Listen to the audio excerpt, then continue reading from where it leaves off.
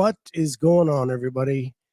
It's lunchtime. We're taking a break from the workday to hang out, talk about sports, entertainment in the world of CrossFit.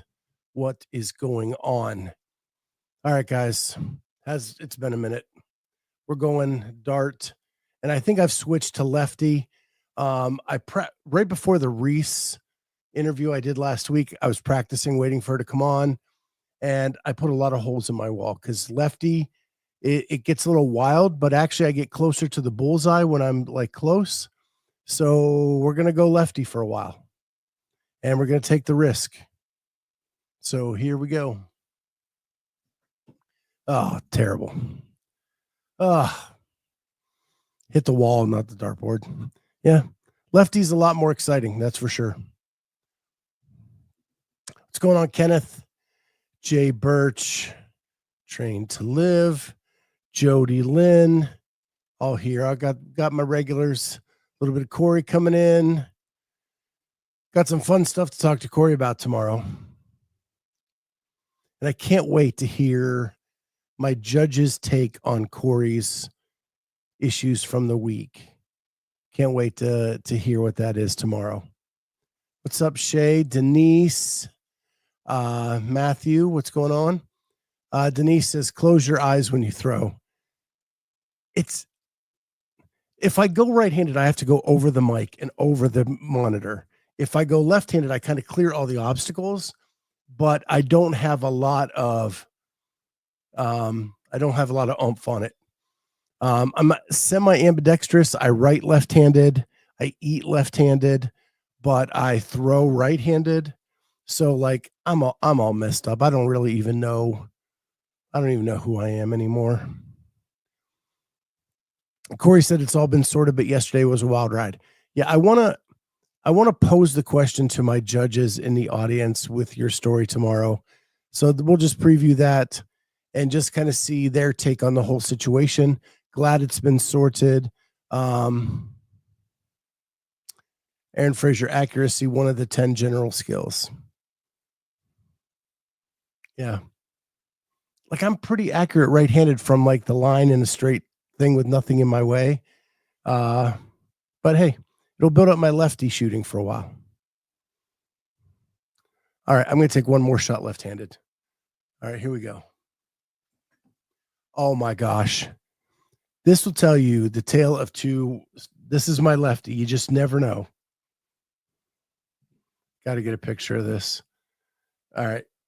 So, my first one is off the board down and to the right, and my second one is almost a bullseye.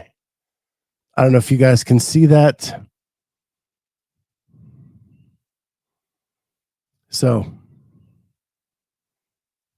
yeah, I missed the bullseye by about a quarter of an inch.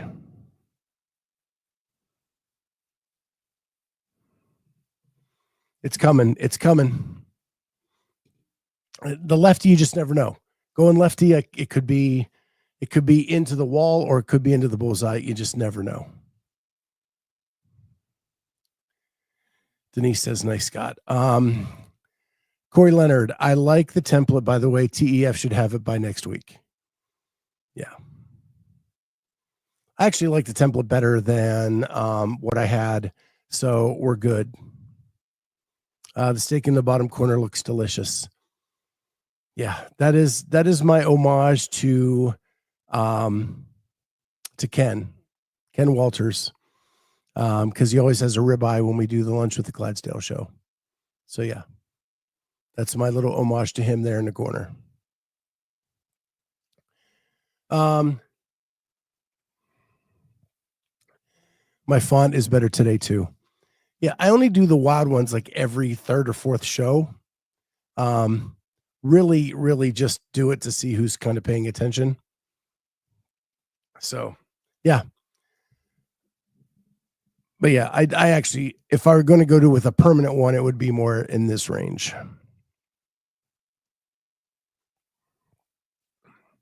So, going to kind of move off of the NorCal stuff a little bit. we're going to talk about it a little bit, but here we go. Dave's Week in Review yesterday. We'll start off with the NorCal stuff there, and then we'll kind of get away from that, hopefully, for the rest of the week. Dave talked about the NorCal competition. He went to it. He talked about being there and how awesome the community was, and how many people were there, and how incredible that was.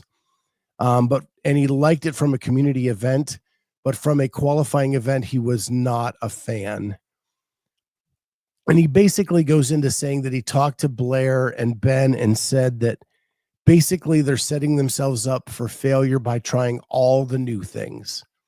Instead of giving like a basic competition, for the most part, with maybe a new thing or try something new here. Too many new things was just too much, and they're setting themselves up for failure. And he says that he met with them. He told them that. Whether they take that to heart or not, I don't know. But I think that that's very telling that Dave went public with his comments about that qualifying event, because he doesn't generally talk about qualifying events that he's not running. For him to step in and say those things, I think is a big deal. What that means in the long run, I don't know. But it does seem to be a thing that he felt compelled to say that. So I found that very, very interesting. And then if you watch the first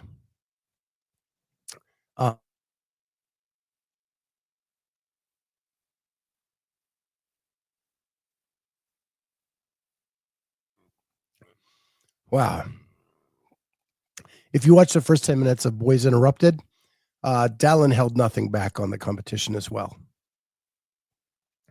And basically said there's no way it should be a qualifying event.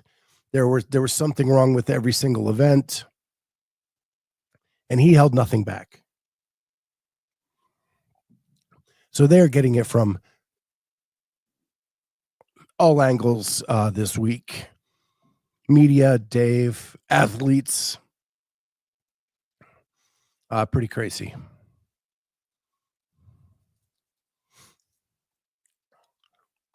Sorry, guys. I thought I could get away with it without a cough drop today, and it is not happening. So, Train to Live, Boys Interrupted went in on NorCal. They really did. They went on a lot of the same stuff we've been talking about for a couple days, about not measuring the cones not being straight, rings being different sizes, rings being placed further and closer apart from each other. Lots of stuff. The row not being consistent, the gator, you name it, they've talked about it all. So I think it's going to be a hard road to hoe for them to do this as a qualifying event next year, or they're going to have to really tighten up the ship. Really tighten up the ship. So the other thing Dave talked about yesterday was that they came to a decision or a non-decision on the Cale Layman situation, that basically they didn't get the proof they were looking for that the scores were valid, but they didn't get enough evidence to prove that it wasn't. So therefore, they were making no decision, which I think is a pretty big cop-out. I think if you're a competition and you tell the participants they need to videotape their events in case CrossFit asks, and they cannot supply those, then the decision has to go that it's not valid because they are not adhering to those rules. Now, I don't know what they got or what got put together for them, and what was the lack of or the, I don't know. Train to Live, either he did the work and has video proof or he didn't. Seems pretty obvious. Don't know how a top 5 finisher gets away with not having video, says Andrew Sten. What part if he wasn't on the gym cameras doing workouts isn't proof? So, Lito, I don't know if CrossFit has that. That's something that Keeping It Real had or stated he had. So I don't, again, that's the part that's confusing. You have a lot of stories out there. I don't know what evidence CrossFit got or didn't get in this situation because they didn't say. So, but fact of the matter is, his open finish stays as a top 5 finish. And that's it. And we'll see if he signs up for the last chance qualifier.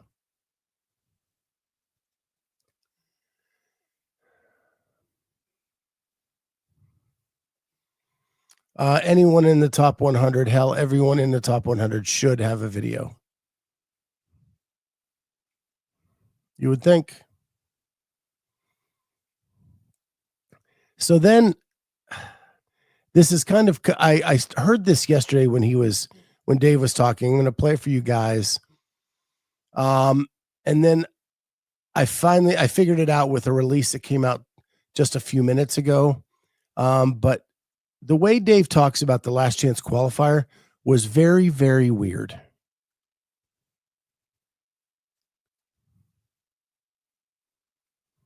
Hi, Dave. With Last Chance Qualifier, use the same video review process or he might be a photographer, as in affiliate semifinals. All public videos, public review, and voting by certified judges, etc. If yes, is there a date when that will be completed after the Last Chance Qualifier? So the Last Chance Qualifier will not have the same video process as the in affiliate semifinals.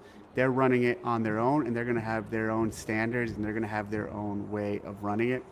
We've been giving them a little advice and guidance, but it is not adhering to our standards for execution. So who the hell is they?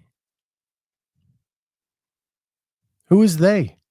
They are running it. We are consulting them. We're giving them advice.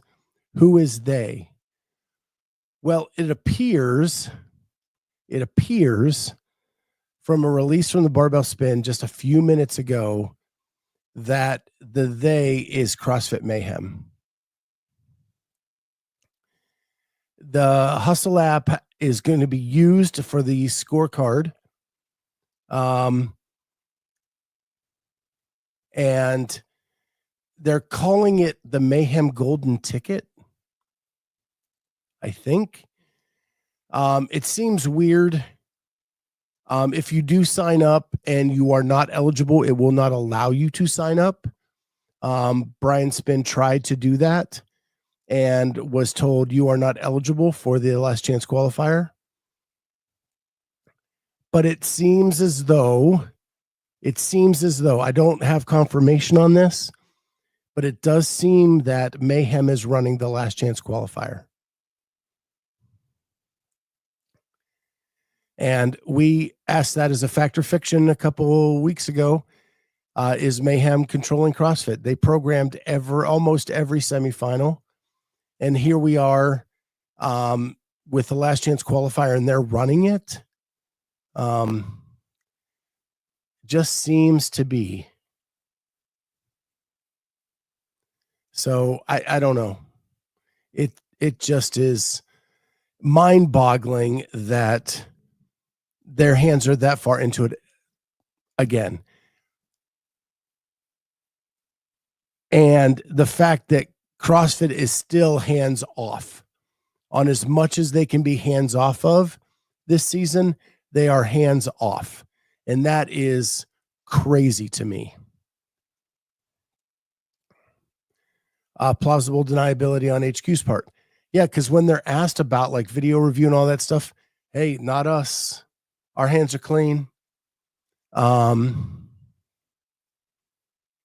don't know. It's wild. Aaron Frazier, Nate has a chance then. He does. Maybe Luke will sign up now. I don't think Mayhem is going to buy CrossFit. But it just crazy. And I'm not saying they won't do a good job of it, or that they're not trying to keep it as fair as possible, but they're just biases. There are people there doing their programming. It's just natural. I do think they try to be ethical in what they do, and they try to be on the up and up with everything that they do, but they're just natural biases that occur because you know this person or you want this person to succeed. Lito, they have literally outsourced everything this year. This isn't a surprise, really. I agree with you to some extent, but I was shocked that they outsourced the last chance qualifier. I just never thought that was a possibility. But apparently, it is a possibility. So there it is.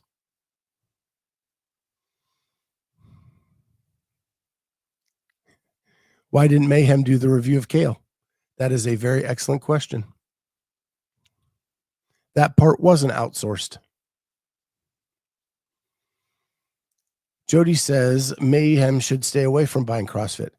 I don't understand that statement. I think if Mayhem bought CrossFit, we'd be in a better spot. I don't think they have the money to buy CrossFit unless they had investors behind them, like the Hustle Up people, which has been rumored to be part of the package of someone who wants to buy CrossFit.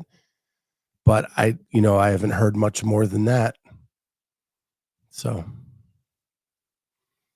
I think CrossFit's still a good buy if you know what you're doing and you're in it for the long haul and not a short-term flip. But that's just me. So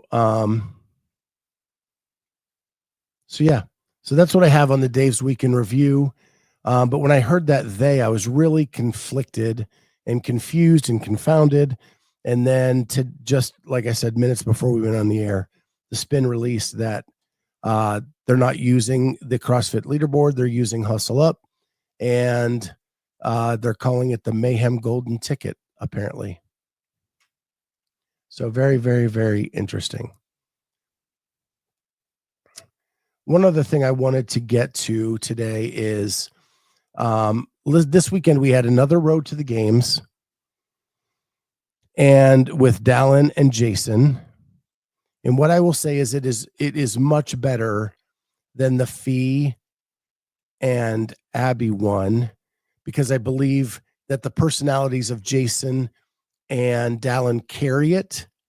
And it was very humorous, and and the wives really lent themselves to be the stars of this documentary. I also we had the NorCal Classic going on with Hiller releasing behind the scenes all weekend long. I absolutely loved the Hiller behind the scenes videos. He's just in a total groove with storytelling right now. And even these short, quick bursts that he does in behind the scenes, what I love about his version of it and what made Savon so good is none of the behind the scenes was about them. It's not about Hiller's story or anything like that. It's about the people he's talking to, and it's about them telling their story. And I think that is where Hiller has figured it out. His last couple visits with the people, like the 24 hours or 48 hours with, which I think he's calling Road to the Games now, which is hilarious, are awesome. And when these behind the scenes, I actually was like refreshing YouTube every morning so that I could watch them before that day's event. I was that excited to see the next iteration. They did so good with that. So if you have not watched the behind the scenes of NorCal, totally worth watching. I would put it up in that A+ range of the stuff from the year. This last Road to the Games with Dallin and Jason, I would give it an A. It's probably their best outing of the year for Road to the Games. So some good content there. Again, kind of hidden in what happened at NorCal. So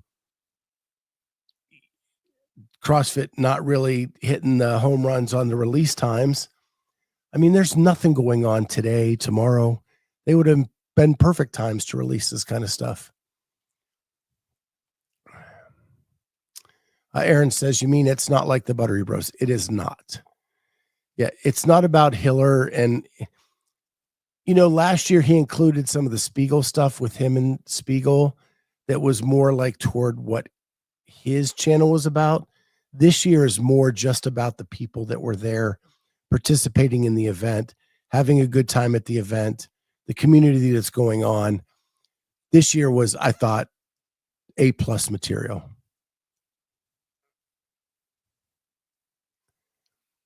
Nothing going on tomorrow. I'm kind of offended, Scott.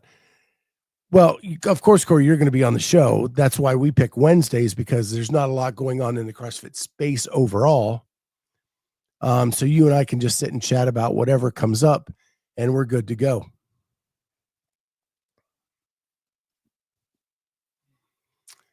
Shay says his content was the only content I watched from NorCal. So good. I actually enjoyed the broadcast this weekend. I thought that they took to heart a couple of the tips I guess we were critical of them last Sunday night. They did more wide shots of the floor. And when I say wide shots, I do not mean 10 wide. And a lot of people think I mean 10 wide where you can't really tell who the people are. I do not. I just want them back a couple steps so I can see 2 or 3 lanes at a time. You can focus on the person in the middle if you want, but at least let me see the people beside them to see, are they close or not? It just adds more to the storytelling, and I can still see the person in the middle really well to watch that close up if I want to. And I thought they did really well with all of that. I think the only misses of the weekend were wrong names of people. But I also know that people were switching lanes without notice. And if you did not get the updated lane assignments with the right people in it, and it's a 25 lane field, they were at a very big disadvantage trying to do all of that with not the most updated information. But I actually enjoyed the broadcast. I thought the video, the footage was good. Because they could not live stream it and they had to take it back and upload it. There was a delay to it, but that is what they had to do. They talked about what it would have cost to do that. They actually invested like thousands and thousands of dollars to try to get it to work as a live stream, and nothing they tried worked. They even bought like a Starlink that had AT&T 5G and Verizon 5G all in the same component to use all 3 bandwidths to get stuff in, and they could not get that to work. So I think what they did was the best we could get for where they were, and I applaud them for the coverage this weekend because I got to watch it and I got to see a lot, and there was a lot to talk about from it. So we got a lot of content from it. So that was pretty awesome. Imagine the behind the scenes of that. That would have been crazy. Them trying to figure it all out. Aaron Fraser says CJ with WOD Prep had great recaps each day too. Okay, cool. I did not see those. I'll have to go check those out. They showed up in my queue. Just didn't have a lot of time to get that in. Train to Live, besides the fact that it wasn't live streamed, I think it was pretty good. I agree. I thought it was better than the week before, and that's all you can ask is them getting better. And if they can do it more economically and we can see more of the events, then I'm all for it. Shay had a question for me. So for the last chance qualifier, is Mayhem doing the programming or how does that work? So they announced this a while ago that they were going to get 5 coaches from around the world to each come up with a workout, and then they would put those workouts together, and that becomes the last chance qualifier. They announced who those coaches were today. Let me see if I can find that. One of them is Rich. Surprise, surprise. But it's not all Rich.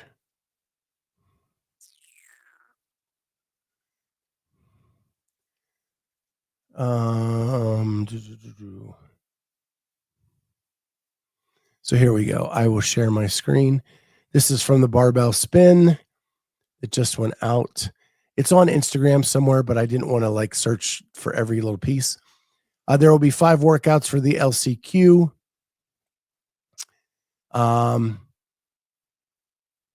Have been programmed by 5 different individuals from around the world. Rich Froning from North America, Mikel Izquierdo from Europe, Liam Mulligan from Oceania, Alberto Nato from South America, and Max Ma from Asia. Each person listed above has programmed 1 workout that will be completed during the LCQ.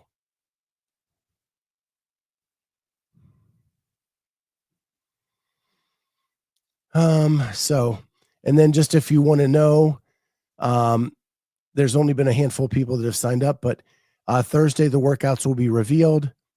Saturday, registration closes.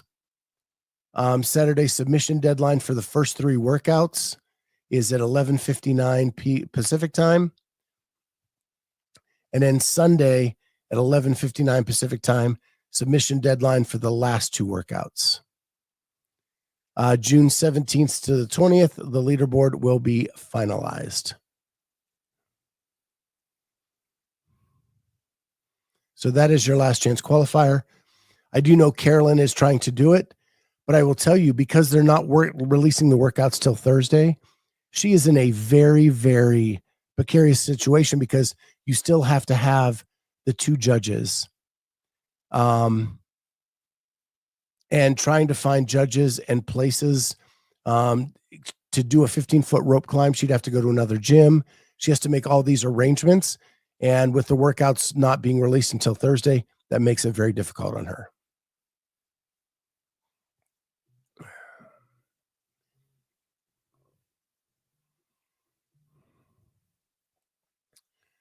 So I hope that answers your question, Shay. I may have went a little further than you asked, but that's what's going on. Then Kevin Doyle says, who's going to title sponsor this year's games? I haven't seen GoRuck attached to anything lately. More than that, I've seen GoRuck unattached from things like they're no longer sponsoring Tia Claire Toomey. They're no longer sponsoring Emily Rolfe. And I'm just taking that from because Emily is not wearing their stuff anymore. So I'm assuming they're out of that business of sponsoring athletes even. So I doubt they will be a title sponsor of the games. I saw she wore grit. Yeah. I saw that as well. Again, I don't know if she even has a sponsor at this point or if so just could be that, but who knows? GoRuck apparently is a sponsor for the Monster Games, just released another workout. Yeah, I don't know how the company's maybe they're just diving into these GoRuck races and things like that and sponsoring them and those athletes and kind of getting out of the CrossFit space. I think with the pending sale, it would be really hard to be a sponsor of the CrossFit Games this year. So I don't like, gosh, I think there's just a lot out there pending, which makes it really hard to finalize deals like that or to commit to CrossFit when you don't know who's the leadership's going to be. Do you want to put your name on the CrossFit Games when you don't know if the leadership is or isn't going to be somebody? I don't know. Kevin says, first Noble, now Go Ruck, not looking good for sponsors. I don't disagree, but I think last year was an anomaly.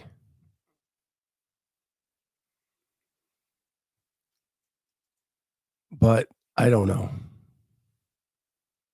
I know last year was not a great experience for some of the sponsors because of the Lazar Jukic death. I know that sponsors didn't get Vendor Village was closed on Friday.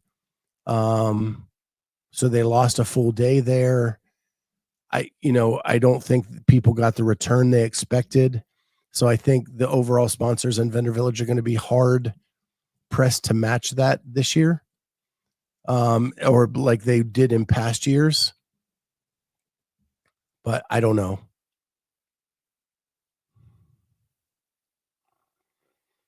Again, I think everything depends on the sale.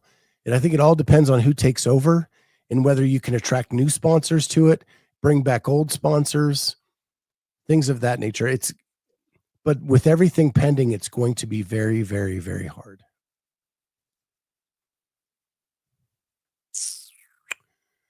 Off topic, Train to Live says, will you be getting Hattie on again soon? I've started reaching out to some more athletes. When I interviewed Reese last week, I realized that I have not been doing these frequently enough. And I don't have my total groove on for interviewing. So I need to get some reps in, get back to doing that. So yeah, I can reach out to Hattie. Of course, she's just one of my favorites. She's a friend. We can get her back on. But I also want to start reaching out to some masters athletes that are going to the games here in Columbus. So I want to do some of that, sprinkle some of that in as well. And I know Train to Live, you have actually sent me the name of a teen athlete. Trying to decide how I want to handle those. But we'll figure it out. I just got to get back to doing some interviews, just so I can get back into the groove of things again, and get ready to do a behind the scenes of the Masters CrossFit Games. And I want to get to the games this year and be able to do some interviews around and about the games with athletes this year as well too. So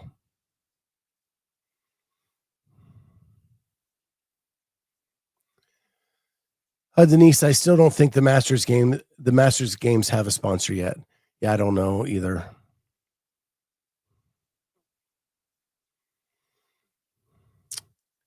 Looking forward to Columbus. Me too, Denise. Yeah, I don't know if you saw, they released, they do have a featured hotel for the Masters CrossFit Games, which is the downtown Hilton here in Columbus, which is gorgeous. It's actually attached to the event facility. And if you go out the back side of it, there's the arena district and the North Market, which has a lot of food and food options, things like that, which is so easy to get to. And if you go out the front and just up a block, you're into the Short North, which is another big chunk of stuff to go eat and hang out with. So Shannon ended up winning at NorCal, so congratulations to you, Shannon, on that. Denise wishes you congratulations, and we do as well. Good job. So yeah, I'm super excited for Columbus. Andrew Sten, sponsors will be announced in the future for the Masters Games.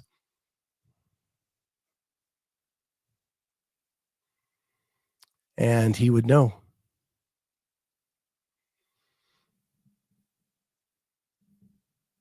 So with that, guys, we don't have really much else.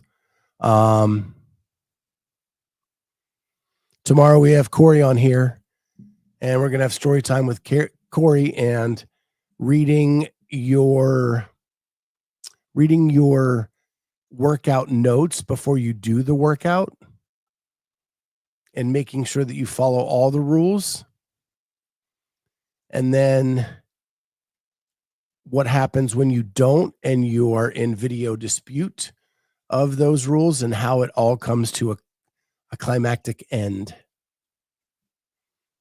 And I can't wait to get Andrew and Jay Birch's feedback on what Corey did and how he should have been treated. All these people in here bragging about retiring.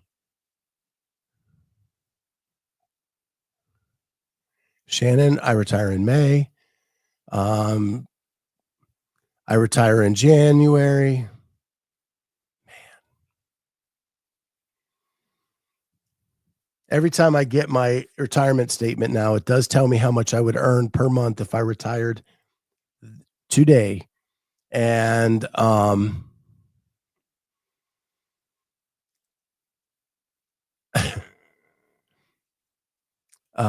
I retire in March of 2045. I'm not that far out. I'm only like, I think 8 years away. So what would that, 2033? If I want full retirement. Shannon, I am almost as old as you guys are. Jay Birch, I already bragged.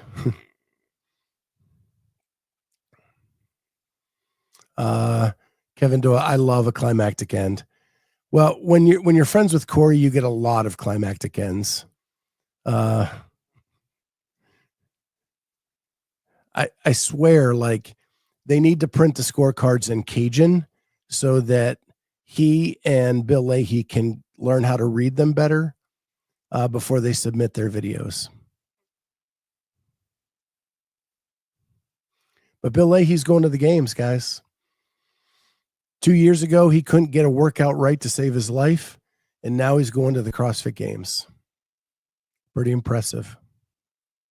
So maybe this year, Corey can't get a workout right, and in 2 years, he'll be going to the CrossFit Games. Just maybe. I think that's the goal. With that, it's been fun, guys, but time to get back to work. So you knuckleheads, you get back to work too. We'll see everybody next time on Lunch with the Clydesdale. Bye, guys.